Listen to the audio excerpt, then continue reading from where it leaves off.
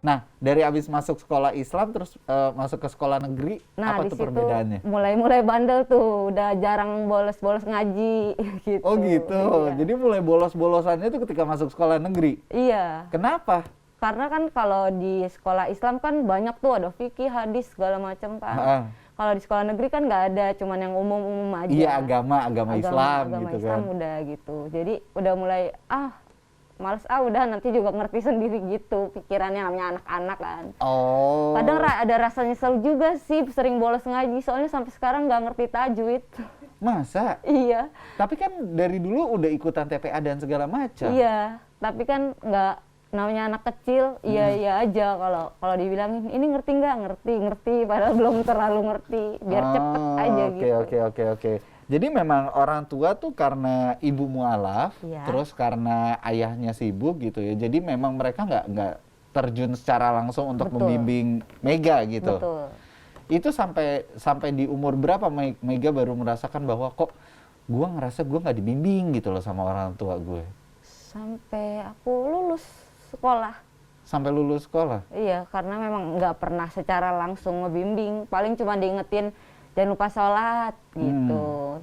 Kalau ada apa-apa. Tapi biasanya kan orang tua itu selalu punya kata atau kalimat yang suka kerekam kan di otak kita kan, kalau entah itu masalah nasihat lah atau masalah agama lah atau apa. Nah, orang tua Mega sendiri tuh entah ibu atau ayah gitu, ada nggak sih omongannya yang melekat banget gitu di tubuhnya Mega gitu, di ingatannya Mega? Ada di ingatan aku itu omongan mama. Aku pernah bilang aku udah ngerasa gagal jadi anak gitu. Kata mama aku, kalau kamu ngerasa gagal jadi anak, kamu jangan pernah gagal jadi orang tua gitu. Oke. Kenapa waktu itu kamu ngerasa gagal jadi Karena anak? aku bandel, tatoan, segala macem. Bandel lah pokoknya dulu. Semenjak pindah itu kan, Sekolah negeri? pergaulan, iya. Mulai-mulai tato, mulai-mulai bandel lah suka. Itu gimana ceritanya kok bisa tiba-tiba tato? Dari sekolah Islam nih, dari TPA segala macam, terus Iya. tiba-tiba kenapa bisa jadi Karena tatoan kan gitu? pindah lingkungan. Lingkungan di sana mungkin kurang baik untuk agamanya. Tadi sebelumnya di mana? Sebelumnya di Binong, Permai. Binong tuh di mana ya? Tangerang juga, Tangerang Kota. Oh, di Tangerang Kota, terus pindah ke Kabupaten Tangerang. Oke, terus lingkungannya ternyata di sana nggak mendukung. Iya, kurang mendukung. Oke, jadi Sama pergaulan aku juga, emang akunya juga sih sebenarnya. nah, yang pertama kali ngajakin nato siapa emangnya? Emang ayah aku tuh seniman, pelukis. Oke. Jadi aku tuh emang suka-suka gambar. Heeh. Nah, aku tuh sering-sering gambar. Terus ayah aku bilang, nih anak lama-lama ditato nih, gitu. Terus aku kepikiran kan, pengen tato gitu. Sebelumnya nggak nato bayar gitu. Jadi ada temen nawarin, mau nggak jadi model tato gitu. Oh, barter.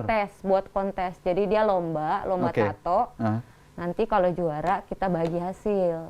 Gitu. Oh, berarti nih omongan orang tua tuh bener ya. Apa yang terucap dari mulut orang tua itu bisa kejadian loh. Iya, makanya jadi orang tua kadang-kadang aku mikir gak boleh ngomong sembarangan kali ya. Iya kan, tadi kayak orang tuanya Mega gitu, ayahnya begitu ngomong, wah ini jangan-jangan nanti ditato lagi. Iya. Bener kejadian kan, langsung Betul. ditato gitu kan. Terus akhirnya menang nggak waktu itu? Kagak lah.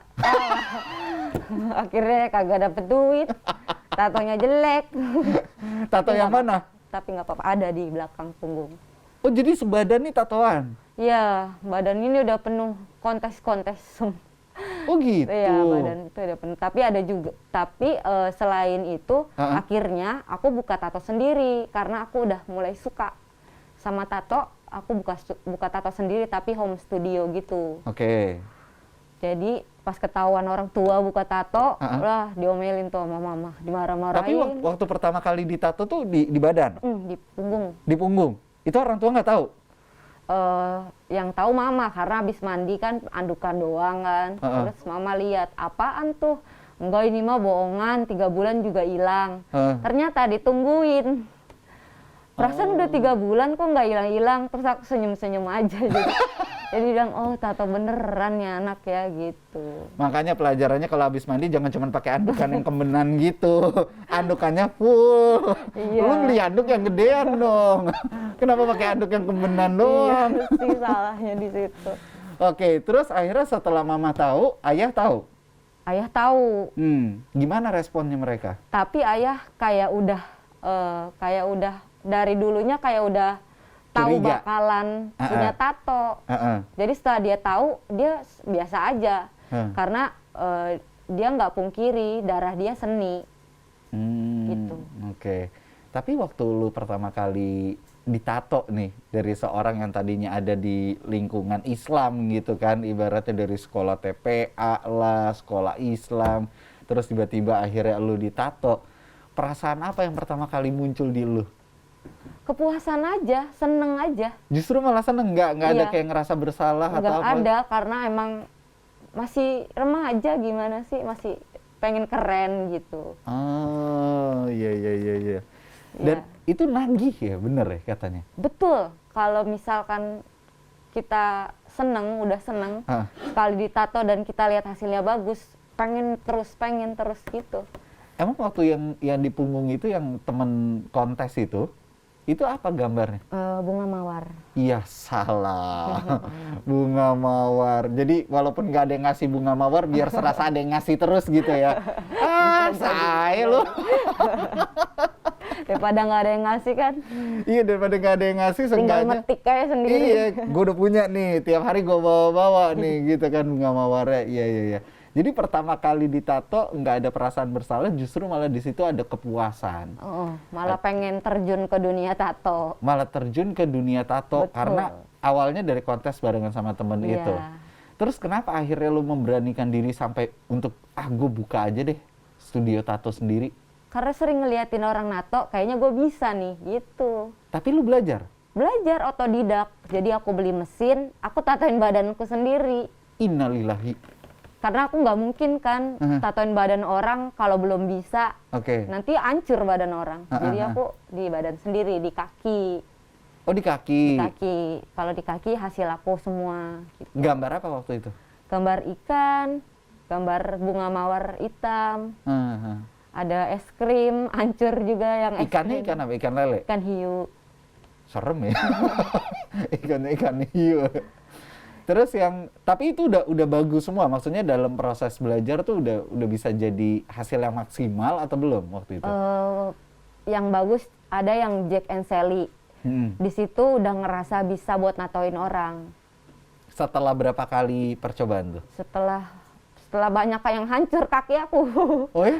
Iya, setelah beberapa gambar ya. Sekitar 5 gambar aku tato. Yang ke-6 kalinya aku ngerasa bagus, akhirnya aku buka. Oh, Gitu. oke.